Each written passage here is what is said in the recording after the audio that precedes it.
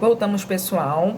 Bom, dando continuidade ao vídeo anterior, né, onde a gente estava falando sobre algumas outras atividades econômicas, sobretudo, né, do desenvolvimento ali da exploração do café, né, da questão da cafeeira, enfim. Bom, e aí a gente chega ao ponto da industrialização, tá? Na página 31 do livro de vocês, a gente vai estar falando um pouco sobre a industrialização, né? O que que acontece, né? O mundo ele se modifica e então a gente vai passar pelas chamadas revoluções industriais, certo? O mundo vai se industrializar. Alguns países vão apresentar uma industrialização mais rápida, uma industrialização mais completa, né? Outros não. Os países mais industriais são os países, pessoal, lá da Europa, né? Nós temos também os Estados Unidos aqui na América, o Canadá, enfim. Mas os países europeus eles vão se destacar nessa questão industrial. Até porque a Revolução Industrial ela vai ocorrer na Europa, sobretudo na Inglaterra, né? Então, tem essa questão também do início da industrialização. Bom, mas o Brasil? O Brasil ele vai passar por uma industrialização muito tardiamente, tá? O Brasil ele vai se industrializar, começar, na verdade, a se industrializar muito tarde, comparado a outros países. E a industrialização do Brasil, ele vai se dar muito lenta, de forma gradual, tá? Principalmente no início do século XIX. Nesse período, os países europeus já estavam praticamente industrializados por completo, ok? E quais são as implicações nisso? As implicações é que ainda hoje o Brasil ainda vem se industrializando, tá? Ainda passa por esse processo de industrialização. A gente é um país, né, emergente, nós somos um país emergente que está se industrializando, né? Ainda não possui uma industrialização completa. Por quê? Porque a gente, né, começou esse processo de industrialização muito lentamente, tá? Bom, as principais indústrias aqui no Brasil serão instaladas, sobretudo, inicialmente, pessoal, na região sudeste. Tanto é que a região sudeste hoje se destaca como a região mais industrial aqui do nosso país, destacando aí São Paulo. São Paulo seria aí o estado mais industrial no Brasil, tá? Bom, e quais foram alguns fatores, na verdade, vão ser bem consideráveis para essa questão da industrialização aqui no Brasil? Quais foram esses fatores? Primeiro, a gente vai ter um aumento da população. Qual foi a consequência do aumento da população? Justamente porque existiu uma formação, né, de um mercado consumidor. Ou seja, quanto maior for a população, maior será esse mercado consumidor. E também a gente teve um grande acúmulo de capital que foi gerado lá durante, né, a exploração do café, ok? O processo de industrialização do Brasil, pessoal, também vai se intensificar aqui no Brasil, principalmente depois da crise econômica mundial de 1929, que foi uma crise econômica que pegou todos os países de surpresas, né? Principalmente os países capitalistas, né? Uma crise que causou grande número de desemprego, falência de empresas. Então, isso também meio que travou essa questão industrial aqui no Brasil, tá? Mas, após a crise de 1929, por volta de 1933, 34, assim, o Brasil volta a passos lentos a esse processo de industrialização, tá? Então, a industrialização vai representar, pessoal, uma nova etapa do processo de integração territorial aqui do Brasil, ou seja, um novo processo de integrar o território brasileiro, né?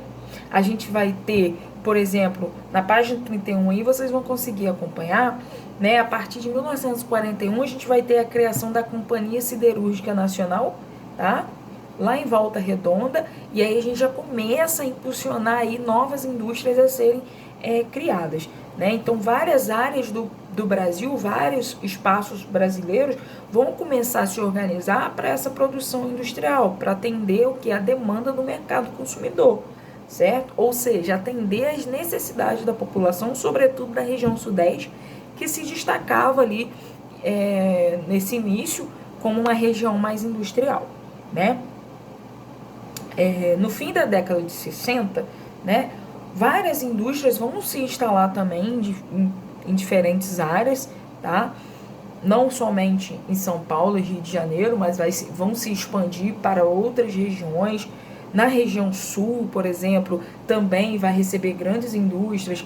A região de Minas Gerais, pela questão da mineração, vai receber também várias indústrias voltadas para a exploração mineral, tá? E isso vai causar grande movimentação humana, ocasionando também povoamento, né? Aumentando a população urbana, porque aí a gente tem nesse período chamado êxodo rural, que é a saída do homem do campo, né? O homem, quando eu falo, a família do campo em direção à cidade.